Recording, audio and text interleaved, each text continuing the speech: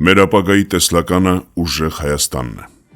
Ընդամենը մի քանի օրից կավարտվի 2025 թվականը, եւ մենք մուտք կգործենք Հայաստանի ու հայ ժողովրդի պատմության համար ճակատագրական տարի։ Պարզ է,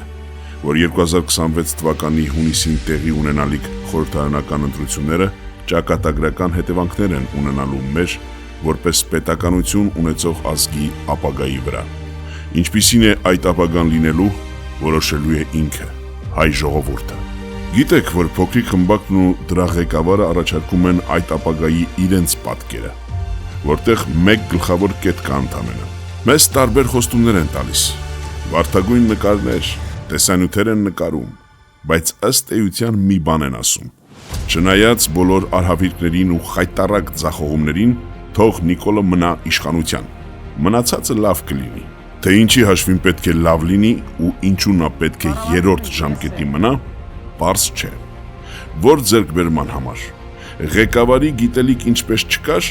այդպես էլ չկա։ Դրական փորձ չկար ու չառաջացավ։ Որևէ ոլորտի նորմալ ռազմավարություն չկա։ Երկիրը պարտքերի մեջ խրված, աղքատությունը ավելացած ու սրված, ժողովրդավարությունը քայքայված, հասարակությունը ծայրաստիճան պառակտված ու ատելությամբ լցված, հայ առաքելական Սուրբ եկեղեցին վտանգված, հայկական սփյուռքը հայրենիքից մեկուսացված, ու այս տխուր ցանկը կարելի է դեռ երկար, շատ երկար շարունակել։ Բայց այս ամենն արձանագրելը նորություն չէ։ Կարծում եմ ավելի կարևոր է այլընտրանք առաջարկելը, որպեսզի մեր քաղաքացիները պարզ ընտրություն ունենան ու միայնակ չլինեն իշխանական քարոզչության հետ։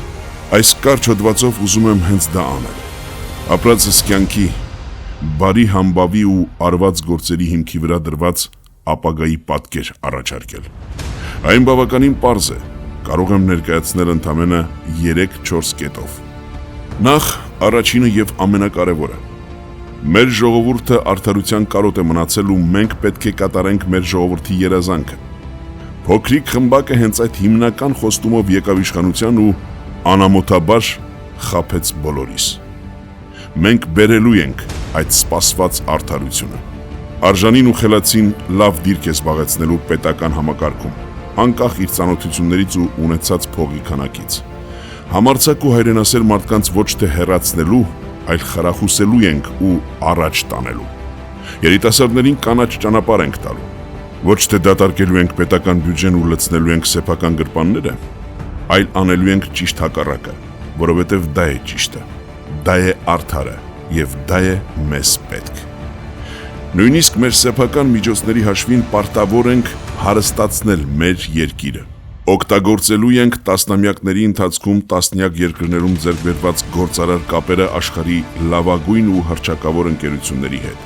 ու երկիրը հարստացնենք, կառուցենք եւ շենացնենք։ Մեր ժողովուրդը ու մեր պետությունը բազմաթիվ կարիքներ ունեն։ Ինչի համար ենք աշխատել ու վաստակել, եթե չպետք է բավարարենք այդ կարիքները։ Տարիներ շարունակ տնտեսական զարգացման տեմպերով աշխարհին զարմացրել են մեր բարեկամ Արաբական Միացյալ Էմիրությունները։ Հիմա գալիս է զարմացնելու մեր ժամանակը։ Երկրորդը, Հայաստանը պետք է դառնա բարեկեցության բոլոր իմաստներով ապահով ու լավ ապրող քաղաքացիների երկիր։ Հայ ժողովուրդը վաստակել է սեփական երկրում լավ ապրելու իրավունքը։ Պետք է անցյալում թողնենք աղքատներ ունենալու փաստը։ Բոլոր կարիքավորներին ապահովելու ենք աշխատանքով եւ հնարավորություններով։ Հայաստանում չպետք է սոված կամ հագուստ չունեցող երեխա լինի։ Դեղի փողի խնդիր ունեցող ծնող չպետք է լինի այլևս։ Դա իմ պատվի հարցն եմ համարում։ Բացի այդ, մենք չենք կարող խոսել զարգացման մասին, եթե մեր հասարակության զգալի մասը ճկռում է տարատեսակ, մասնավորապես բանկային պարտքերի տակ։ Մարդը մի անգամ վարկ է վերցրել ինչ-որ մի ընթացիկ հարց լուծելու համար։ Մեքենա կամ բնակարան գնելու, որոշները նոր տարին անելու համար։ Ու ընկել է պարտքերի անվերջ շրջանի մեջ, որովհետև կարիքները չեն ավարտվում, իսկ կյանքը գնալով թանկանում է ու դժվարանում, եկամուտները պակասում։ Այս մարդկանց իրենց խնդիրների հետ մենակ չենք թողնելու, ու բանկերի եւ այդ վարկային կազմակերպությունների հետ միասին գտնելու ենք համապատասխան լուծումներ։ Տեսնում եմ եւ ունեմ այդ լուծումների ճանապարհները։ Երրորդը, Հայաստանը իրավունք չունի վատ հարաբերություններ ունենալ որևէ հարևանի ու որևէ գերտերության հետ։ Պրիմիտիվ քեն քշելու ու միաժամանակ քծնելու խաբեբա ու հայերիս համար ամոթալի քաղաքականությունը դադարեցնելու ենք ընտրությունների հաջորդ իսկ օրվանից։ Ադրբեջանի ու Թուրքիայի հետ կռացած բարեկամություն անելով իրական խաղաղություն չենք ունենա։ Ռուսաստանի դեմ խարդավանքներով տարածաշրջանում մեզ անվտանգ չեն կզգա։ Իրանի ու Վրաստանի կենսական շահերը անտեսելով դժվար օրերի բարեկամ չենք ունենա։ Մեր ժողովուրդը վաղուց մոռացել է, թե ինչպես է լինում լավ հարաբերություններ ունենալով սեփական հարցերը լուծելը։ Մենք հենց այդպես ենք անել։ Ոչինչ չենք ուրանալու, բայց հարցերը լուծելու ենք խաղաղությամբ ու պրոֆեսիոնալիզմով, մեր օգտին։ Չորրորդը, մենք կրկին պետք է մի մեծ ընտանիք դառնանք, որ յուրաքանչյուրը իրական սիրո եւ համերաշխության մթնոլորտում զբաղվում է իր գործով ու շենացնում հայրենի տունը։ Փոքրիկ խմբակին հեռացնելուց հետո ատելությունը պետք է արմատախիլ անենք Հայաստանից։ Կարծում եմ, որ պետք է նաև ազգովի հավաքվենք ու լրջորեն վերլուծենք այն ամենը, ինչը տեղի ունեցավ մեզ հետ անցած տարիներին։ Շատ խնդիրների պատճառներ մենք գտնելու ենք մեր մեջ եւ պետք է ուժ գտնենք մեր մեջ ներողություն խնդրել իրարից տեղի ունեցած արհավիրքների համար եւ Հայաստանը պետք է դարձնենք ամբողջ աշխարհի հայերի ամենաապահով ու երազանքի տունը։ Մեր ապագայի մասին իմ պատկերացումն ամենաընդհանուր գծերով այսպիսին էր։ Իհարկե, էլի ասելիք ունեմ, ամբողջը չէր։ Առաջիկայում դեռ կանդրադառնամ այս հարցերին, կխոսեմ ավելի մանրամասն ու ծրագրային։